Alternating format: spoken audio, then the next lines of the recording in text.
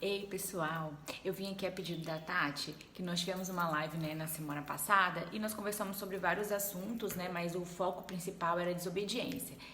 E ficou uma pergunta que a gente acabou não conseguindo responder por falta de tempo, que foi a questão do uso de florais, né? Parece que existe um floral, as mães perguntaram, né, afirmando que existe um floral chamado floral da desobediência, e elas queriam saber mais sobre se a utilização desse floral ajudaria nesse processo, enfim.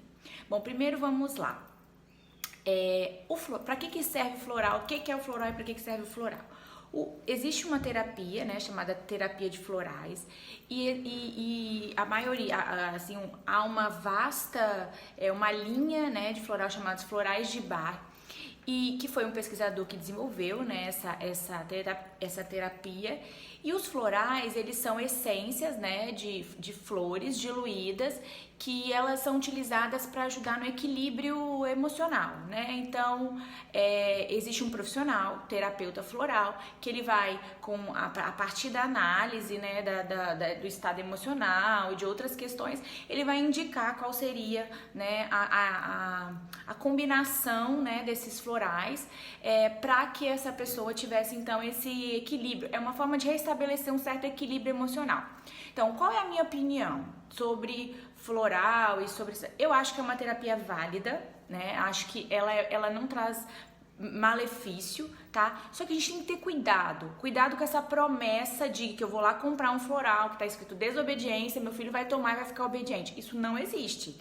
Tá, gente? Não existe fórmula mágica, assim como não existe fórmula mágica para criança dormir, não existe. São terapias paralelas, complementares. Então, primeira coisa, a gente precisa saber o que está levando esse fato. Como a gente conversou na live, a maioria das vezes, as respostas que as crianças estão dando está relacionada ao nosso comportamento, ao meio, a forma como a gente interage com essa criança, como a gente se comunica, como a gente estabelece esses pontos de limite. Então, não vai ser um floral chamado desobediência que vai fazer com que o seu filho fique obediente. Se fosse assim, era muito fácil, né? E a gente fica sempre batendo naquela mesma tecla. Por exemplo, quantas famílias usam melatonina ou outra medicação, né? Ou mesmo outras coisas para dar para o filho dormir melhor. Sendo que a gente sabe que isso não tem um efeito esperado, não é bem assim que funciona.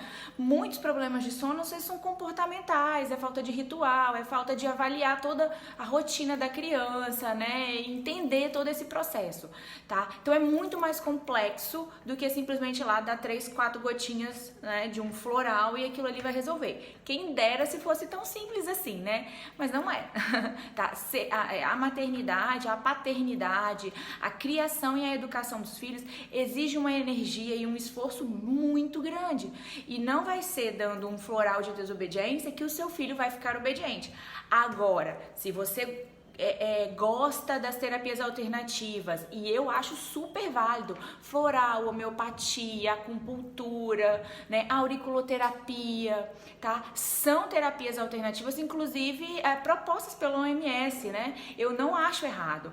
O que eu acho é que não há promessa mágica, tá? E outra coisa, o ideal é que a criança, a família, seja avaliada por um profissional que tenha a habilidade para indicar qual seria a combinação, porque a maioria das vezes essas fórmulas prontas, elas são genéricas, né? Elas são gerais, às vezes com combinação de várias, e às vezes a situação, por exemplo, o que está levando esse quadro? Um quadro de instabilidade emocional. Será que é insegurança? Será que é ansiedade? Será que é o medo? Será que é enfrentamento de uma situação desconhecida? O que está levando a isso daí? Dificuldade de comunicação? Qual é o fundo emocional daquilo ali? Tá bom? Então, era esse o meu recado, tá? Acho que não... E assim, então, só pra resumir, não existe fórmula mágica. Não existe fórmula mágica pra criança obedecer. Não existe fórmula mágica pra criança dormir. O que existe é um empenho, uma análise, uma avaliação e medidas que normalmente exigem da gente, sim, né? Que a gente coloque uma energia ali naquele processo, que a gente se entregue, que a gente busque e que a gente haja de forma proativa e não de forma passiva, esperando que aquilo ali vai resolver, por exemplo, com gotinhas mágicas, tá bom? Um beijo e espero que tenha esclarecido as dúvidas de vocês.